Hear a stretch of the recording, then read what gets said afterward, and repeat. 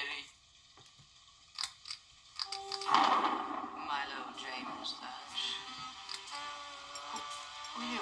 How did you get in here? I came down the chimney. Ho, ho, ho. My name is Helga Sinclaire. I'm acting on behalf of my employer, who has a most intriguing proposition for you. Are you interested? Your employer.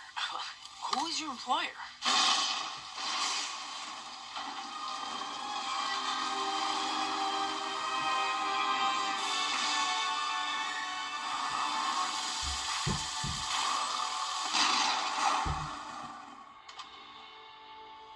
This way, please. And don't trip on the Caravaggio. Step lively. Mr. Whitmore does not like to be kept waiting.